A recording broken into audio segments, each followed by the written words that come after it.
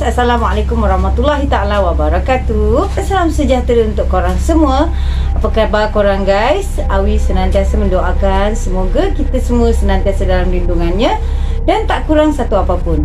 Okey guys, macam biasa kali ini Awi ingin lagi mengongsikan dua cerita, di mana cerita ini telah dikongsikan kepada Awi daripada negara-negara jiran guys. Dari mana? Iaitu satu daripada Singapura dan satu lagi daripada negara jiran kita, Indonesia. So salam sayang untuk korang semua yang dari Indonesia maupun dari Singapura yang dah memview atau subscribe channel Awi ni. Di mana cerita ini adalah pengalaman seram. Yang satunya dari Indonesia iaitu pengalaman bertemu dengan hantu pelita guys. Dan satu laginya daripada Singapura iaitu sambungan ataupun part 3-nya lah dari video Awi sebelum ini yang bertitle Kisah Seram di Kem Askar Singapura. So ini akan Awi jadikan part 3-nya lah, sebab sebelum ini ada part 1 dan part 2-nya daripada cerita kisah seram Kem Askar Singapura. So bagi korang yang belum tengok lagi, nanti Awi letakkan linknya macam biasa dekat kolom description. Okay, so kisah daripada Singapura ini iaitu kisah seram di Kem Askar Singapura, iaitu berkenaan salah seorang daripada anggota askar pemula yang mengalami kerasukan di sana guys. So kalau korang nak tahu ceritanya, tanpa tunggu lama-lama lagi, jom kita ke ceritanya guys. Santuy. Jadi guys, cerita di hari ini akan Awi mulakan daripada Singapura dahulu ya. Cerita ini disampaikan oleh Abang Zail di salah sebuah camp yang pernah dia ditugaskan pada tahun 1989. Jadi masa itu camp itu baru saja terima askar-askar baru. Maksudnya askar yang masih di peringkat awal. Jadi di setiap tour of duty atau tempoh khidmat dalam satu unit yang masuk adalah selama 2 tahun guys. Kebiasaan askar-askar ini akan duduk dalam camp askar di hari Isnin sehinggakan Sabtu. Jadi Sabtu malam tu diorang dapat keluarlah balik ke rumah masing-masing untuk bertemu keluarga lah kan. Dan mereka akan masuk semula ke kem askar sebelum pukul 11.59 malam setiap hari Ahad. So pada minggu ketiganya tour of duty seperti biasanya pada hari Ahad iaitu malam Isnin sekitar pukul 10 malam, askar-askar unit itu mula melaporkan diri akan masuk ke camp. Jadi kebetulan pada hari itu Lieutenant Z ni menjalankan tugas sebagai Battalion Duty Officer ataupun pegawai bertugas batalion.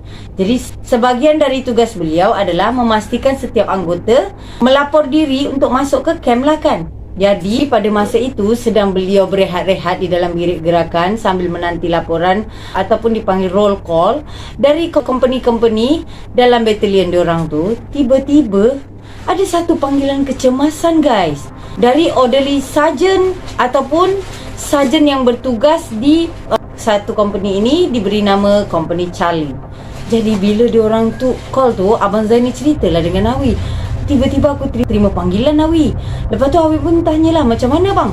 Lepas abang menjawab panggilan tu, sarjan company tu cakaplah dengan abang, tuan, ada kekecohan di company saya tuan.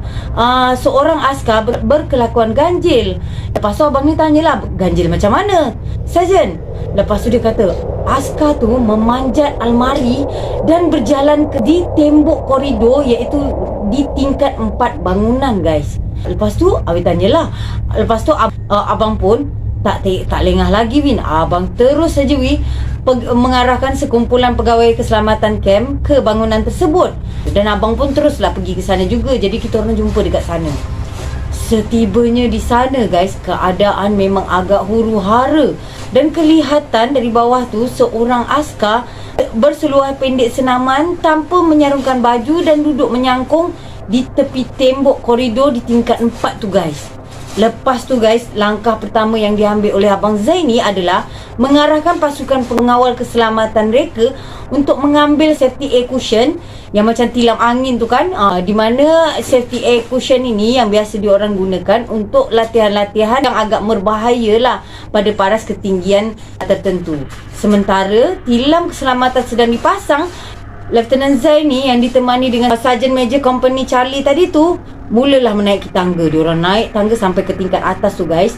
Sesampainya di sana, beliau cubalah memujuk anggota untuk turun dari tembok koridor, tapi tidak diendahkan oleh si anggota askar tadi ni yang macam kerasukan lakutkan guys. Lepas tu Abang Zain ni memang faham pada bahasa Mandarin dan Hokkien, tapi apa yang didapati anggota itu berkata-kata dalam dialek Cina yang Lieutenant Zain ni tak boleh fahami. Menurut Sarjan Major yang ikut dengan Lieutenant Zain ni tadi, yang berbangsa Cina, yang datang tadi bersama Lieutenant Zain ni, di mana dialek Cina yang digunakan adalah suatu dialek yang jarang-jarang dia dengar guys. Dan di mana Sarjan Major itu sendiri pun tak faham apa yang dicakapkan oleh anggota askar ni tadi. Tak berselang berapa lama tu guys, tiba-tiba adalah seorang corporal dari unit pengangkutan muncul di tengah-tengah kekecohan diorang. Jadi semasa berjalan melewati bangunan, dia terdengar dialek yang diucapkan oleh si anggota yang macam kerasukan ini tadi guys. So kerana merasa dia ada pengalaman dalam hal-hal ni, dia pun lalu minta izin lah dengan Lieutenant Zain ni. Dia pun minta izin ingin membantu keadaan tu. Aku memandangkan tak ada pilihan lain, Abang Zain ni atau Lieutenant Zain ni pun setujulah kan. Lepas tu di antara perbualan anggota askar yang kerasukan tadi tu dengan corporal ni terdengar dalam dialek Cina yang sama. Maknanya betul-betul corporal ni memang dah tahulah dialek yang dari yang kerasukan ni. Jadi menurut apa yang dah ditranslatekan dan diceritakan kepada Awi, perbualan diorang macam ni. Si corporal tu dia bertanya dengan yang anggota kerasukan ni. Dia cakap, "Adik, turunlah dari situ, turun dan kita cakap baik-baik, okey?" Dia kata. Lepas tu si private yang kerasukan ni, dia pun sambung menjawab, siapa kau panggil adik-adik?" Dia tanya balik guys. Lepas tu, "Berapa umur kau?" Dia tanya. "Kau tahu tak umur aku ni berapa?" Kata dia. Lepas tu disambung, "Aku ni dah berumur beribu tahun tau," dia kata. Lepas tu corporal pun bercakap lah lagi kan dengan si anggota yang kerasukan ni. "Okey," dia kata, "apa yang kau nak aku kasih nanti. Kita cakap baik-baik, okey?" dia kata. Lepas tu yang kerasukan ni sambung, "Aku nak arak dan rokok," kata dia guys. Lepas tu bila dah dengar kata-kata tu, dengan pantas barang-barang yang diminta oleh yang anggota kerasukan ni disediakan dan diberi kepada private tersebut. Jadi satu sesi soal jawab pun berlangsung di antara mereka berdua ni lah kan guys. Sambil private tu pun meminum arak, whisky dan sambil merokok. Setelah sekian lama, tiba-tiba badan private tu menggeletar dengan sangat kuat sehingga terpaksa dipegang oleh beberapa orang rakan-rakan yang ada kat situ supaya tak berlaku kecederaan guys. Jadi setelah beberapa minit, private itu pun mulalah sedarkan diri dan dalam keadaan agak kebingungan sebab dia baru sedar kan guys, diberikanlah air minum dan selimut. Jadi corporal yang berbual dengan private tadi tu menjelaskan kepada Lieutenant Zain, di mana dia mengatakan bahawa private itu telah dirasuki oleh roh dewa Cina. Di mana private ni rupanya adalah keturunan Temple Medium. Dan di sini untuk information, Temple Medium ini adalah orang yang berkhidmat kepada kuil toys yang meminjamkan badan mereka sebagai medium untuk dewa-dewa Cina masuk ke dalam badan diorang ni lah untuk berinteraksi dengan pengunjung-pengunjung kuil yang datang untuk meminta penyelesaian masalah yang mereka hadapi. Sebab diorang kan mungkin Awi pun tak berapa tahu dekat sini macam mana adat istiadat ataupun tata cara yang orang berbangsa Cina. Jadi untuk guys-guys Awi yang berbangsa Cina yang mungkin tak tahu kes ini, bolehlah berkongsi dengan Awi untuk mungkin boleh menjelaskan sedikit sebanyak untuk tambah-tambah pengetahuan aja kan guys. Di mana dikatakan dalam cerita ini bangsa Cina ni akan datang ke kuil dan meminta penyelesaian pada masalah-masalah yang diorang dah hadapi. Jadi kira private ni adalah salah seorang daripada bangsa yang berketurunan menjadi medium si dewa ni. Jadi dewa ni boleh masuk ke badan diorang untuk memberi penyelesaian pada masalah-masalah pengunjung-pengunjung lah yang datang ke kuil tersebut. So di mana melalui perbualan antara private tersebut juga, ternyata corporal ni kata dia dapat tahu yang private ini dia tak setuju untuk menjadi penerus, untuk menjadi medium di dalam kuil tersebut. Dia macam nak ada hidup dia sendirilah. Dia tak nak lah pergi kuil-kuil lah. Mungkin dia ada alasan tersendiri kan guys. Jadi dia menolak untuk menyambung tugas keturunan tersebut. Jadi dewa-dewa ni tersinggung dengan private ni. Jadi disebabkan tersinggung itulah dia rasuknya private tersebut, di mana selepas private tu dah sedar dari kerasukan tadi tu guys, private tersebut dinasihati oleh corporal itu untuk berbincang dengan ahli keluarga dia tentang masalah ni, supaya dewa-dewa tu maksudnya tak kacau dia lagi lah kan. Jadi setelah keadaan mereda, corporal itu pun memberitahu dengan Abang Zai ni ataupun Lieutenant Zai bahawa dia juga mempunyai nasib yang sama seperti private tersebut, dan dia juga lahir dalam keluarga yang berketurunan temple. Jadi guys, itulah cerita yang telah dikongsikan, kejadian di dalam kem askar yang sama pada yang part 1 dengan part 2 Awi yang pernah Awi cerita sebelum ni. Ini adalah dari Abang Lieutenant Zai juga dikongsikan kepada Awi. Dan kita sambung untuk cerita yang kedua guys. Santuy. Jadi cerita yang kedua ini dikongsikan oleh subscriber keluarga Awi Kreatos ni yang ingin dikenali sebagai Fitri. Jadi Fitri ini yang berasal dari Indonesia, tepatnya di Kepulauan Sumatera Utara guys, di mana Sumatera Utara ni memanglah sangat luas. Jadi di antara keluasan Sumatera Utara ni, Fitri ni duduk di satu perkampungan yang terpencil, iaitu pada tahun antara 1989 ke 1990-an lah kejadian ini berlaku guys. Jadi keadaan kampung tu guys, kalau korang nak tahu di tahun itu, adalah satu perkampungan kecil yang tiada bekalan elektrik maupun air. So di mana punca air yang diorang dapati untuk kehidupan seharian akan diorang dapati daripada sungai yang ada dekat sana. Dan elektrik pula, kalau siang memang tak ada elektrik langsung, di mana kalau malam hari saja, tepatnya sebelum maghrib, akan ada dihidupkan satu generator yang cukup untuk kampung itulah, di mana generator itu akan dipasang di antara pukul sebelum maghrib sehingga kan pukul 10 atau pukul 12 macam tu, kalau tak silap Awi. So bila dah tepat pada masanya, dia akan mati sendiri. So generator itu hanya cukup untuk lampu-lampu rumah penduduk aja, sedangkan lampu jalan memang tak ada guys. Dan di sana juga masih banyak lagi perpohonan, dan jarak antara satu rumah ke rumah lainnya memang jarak agak jauh-jauh lah kan guys. So perkampungan tu memang tak berapa banyak lagi penduduk yang ada di situ. Lepas tu Fitri pun ceritalah dengan Awi. Lepas tu kan kak, kalau dekat tempat kami tu, dia kata setiap malam-malam tertentu, especially-nya pada malam Jumaat, diorang akan adakan satu pengajian yang berupa macam tazkirah dan mengaji-mengajilah dekat di malam Jumaat itu, dikhususkan untuk para remaja-remaja yang tinggal di kampung itu. Di mana bila diorang nak pergi tu, diorang akan pergi secara beramai-ramai. Jadi diorang akan berkumpul di satu tempat, para remaja-remaja kampung tu, barulah diorang akan berarak pergilah ke rumah ustaz yang biasa diorang nak mengaji tu kan guys. Jadi guys, sampailah satu malam ni ada satu kejadian yang berlaku, di mana Fitri ni di satu malam Jumaat ini, disebabkan beberapa kerja rumah yang dia kerjakan, dia agak lambat guys malam tu. So dengan tergesa-gesa lah Fitri ni menyiapkan dirinya untuk cepat-cepat sampai ke tempat diorang yang biasa berkumpul dan pergi bersama-sama dengan kawan-kawan dia untuk pergi ke pengajian tersebut. Tapi bila mana Fitri ni dah cuba yang tercepat boleh, dia sampai je tempat yang biasa diorang kumpul tu, dah tak ada orang guys. Jadi Fitri ni tinggallah bersorangan. Bila dia dah bersorangan, dia pun fikir, aduh macam mana nak pergi ni. FYI juga, kalau di malam hari, diorang akan, kalau nak pergi satu tempat ke tempat lainnya, diorang hanya akan menggunakan sama ada lampu pelita maupun obor guys. Jadi bila Fitri ni dah lambat, dia pun patah balik ke rumah pergi ambil lampu pelita dia guys, di mana di Indonesia dengan panggilan lampu teplok. Jadi guys, di saat si Fitri ni balik nak mengambil lampu teplok ataupun lampu pelita dia, tiba-tiba dia terserempak dengan seorang lagi kawan dia tu guys, di mana kawan dia tu yang diberi nama Ira. Jadi dia jumpalah, Ira, kau pun datang lambat ke? Kata dia. Ira pun, kau lambat je? Kau nak pergi mana ni? Kata si Ira ni.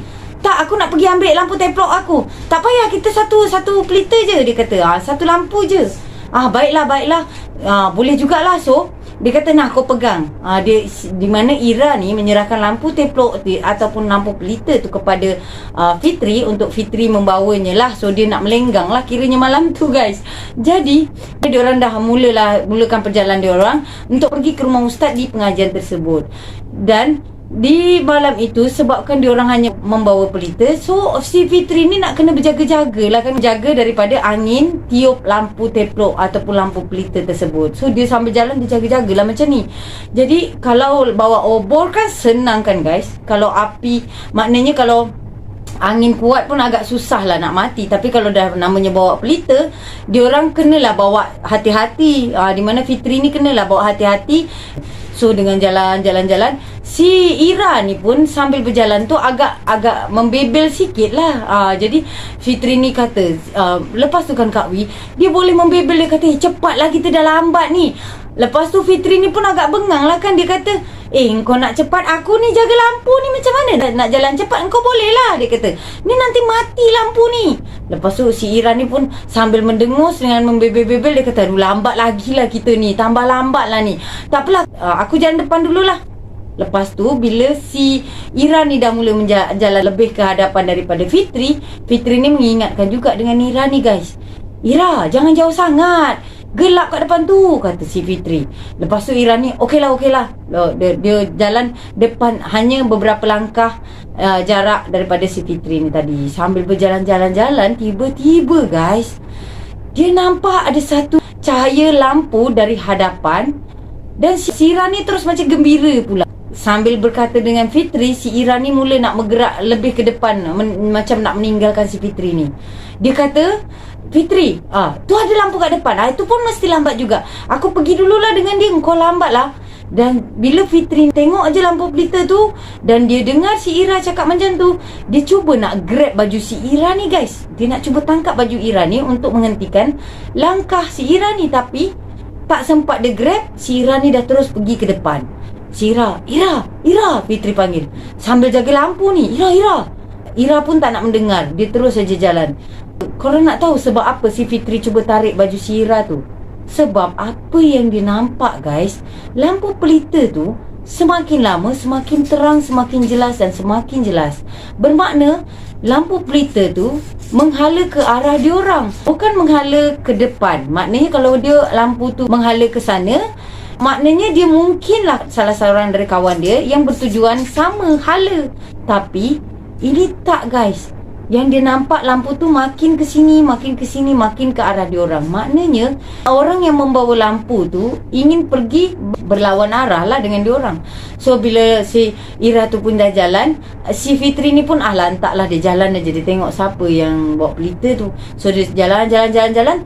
Bila tak berapa jauh dia dah mula nampak si Ira tu, di mana dia nampak Ira hanya terdiam dan tunduk ke bawah. Bila mana dia pun dah perasan macam tu, si Fitri ni teruslah membaca-baca guys. Bismillahirrahmanirrahim. Allahu la ilaha illa huwal hayyul qayyum. Sebab dia tahu itu bermakna something yang tak kena yang ada kat depan tu. So bila Fitri dah nampak macam tu, Fitri pun jalan sambil tunduk-tunduk jugalah. Sambil dia tengok, sambil dia tunduk, dengan jantung yang dah berdegap-berdegup ni guys. Sebab apa guys? Fitri dah nampak yang pelita tu dah melepasi si Ira. So nak menuju ke arah dia lah pula kan. Jadi si Fitri ni pun dia tengok, alamak dah dekat. Lepas tu dia tunduk, apalah yang bawa pelita tu. Dan sesampainya pelita tu dah dekat sangat dengan dia guys, dan mula nak berselisih, baru Fitri perasan guys, apa yang dia nampak ialah pelita itu hanya mengawang-awang. Tak ada orang bawa pun pelita tu guys. Tak ada orang yang jalan kat sebelah dia, hanya pelita saja. Si Fitri kan sempatlah dia macam ni juga, dia nak tengok jugalah apalah bendanya. Tapi tak ada. Bila dia tengok tak ada, pelita tu dah sebelah dia ni guys. Dia tengok tak ada, dia pun mulalah tengok ke atas kejap. Dia kembali tengok ke bawah dan dia terus saja jalan. Rupanya dia tak ada nampak apa-apa, di mana pelita tu berjalan dengan sendirinya guys. Jadi bila dia dah sampai je dengan si Ira tu, ke tempat si Ira berdiri, dia terus tepuk bahu si Ira. Ira, kenapa? Dia kata, jom. So, lepas tu, apa lagi guys, diorang pun jenjing kain diorang, terus berjalan dengan laju cepat berlari sampai lampu pelita yang diorang bawa tu pun padam. Dia lari ikut perasaan sebab diceritakan juga bila dah diorang berlari tak berapa jauh tu memang dah nampak lampu rumah ustaz tu lah. Sampai je dekat sana, dia orang dengan berpeluh-peluh, Assalamualaikum Ustaz, Assalamualaikum. Yang si Ustaz pun, korang lambat, Ina tak datang, kata Ustaz tu. Lepas tu dia pun, Ustaz, yang si Ira ni masih terdiam lagi dekat situ dengan termengah-mengah tapi masih tak bercakap lagi. Lalu bila Ustaz tu nampak macam tu, dia kenapa ni? Ustaz, tadi ada kita orang nampak benda tadi, kata si Fitri ni. Dan Ira masih juga tetap diam. So ustaz ni pun yang macam dah tahulah apa yang diorang alami. Ustaz ni pun terus pergi ambilkan air dan dibaca-bacakan beberapa doa lah dekat air tu, dan diberikanlah kepada diorang ni berdua. Dan selepas diberi air tu, diorang ni agak tenang lah sikit guys. Jadi ustaz tu pun sambil tersenyum, ustaz tu pun berkata lah, lain kali kalau boleh on time, dah masanya berkumpul, terus cepat-cepat datang. Yang korang pun yang dah berkumpul, kalau kawan belum datang, janganlah pergi dulu, kata ustaz tu. Tunggu-tunggulah juga kawan. Macam tu guys. Jadi itulah cerita dan pengalaman yang dikirimkan dari Fitri. Terima kasih banyak Fitri. So bagi korang yang nak berkongsi juga macam Fitri dan Lieutenant Zai dan subscriber yang lain yang dah berkongsi dengan kita, korang boleh terus saja DM Awi. Alamat atau address Awi akan letakkan di kolom description guys. Iktibar atau pelajaran yang boleh kita ambil dekat sini ialah macam yang Awin dah pernah cerita, syaitan ini dia tak akan berhenti menggoda atau menyesatkan kita. Dia akan datang, yang setahu Awi ya guys ya, dia akan datang dengan dua situation atau dua keadaan, iaitu satu yang orang yang tengah marah ataupun orang yang tengah ketakutan sangat. Jadi Awi menasihatkan dekat sini untuk guys-guys tersayang dan juga untuk Awi sendiri, supaya kita dapat mengawal rasa ketakutan dan juga dapat mengawal rasa kemarahan, ketakutan dan rasa marah kita. Jadi mana yang dapat rezeki tu, kalau kita dah ternampak tu, anggaplah ia sebagai dugaan untuk kita. Dan juga Awi bersetuju dengan kata ustaz dalam cerita Fitri ni, yang berkawan tu nak pergi rombongan tu, ada baiknya kita menunggu sesama, ataupun kalau nampak dia tak datang, salah seorang kita kena putuslah datang ke rumah. Kalau sebab zaman tu tak ada call kan, tak ada phone kan, so kita kalau macam zaman sekarang senang je, tak datang roger je kan guys. So itu sajalah hari ini perkongsian dari Awi. Semoga dapat mengisi hari korang semua. Jadi guys, sampai jumpa lagi di next video Awi. Jangan lupa stay tune di channel Awi ni, subscribe untuk yang belum subscribe, supaya korang mendapatkan lagi banyak lagi cerita dari Awi. So jumpa lagi. Assalamualaikum warahmatullahi taala wabarakatuh. Salam sejahtera untuk korang semua, and santuy.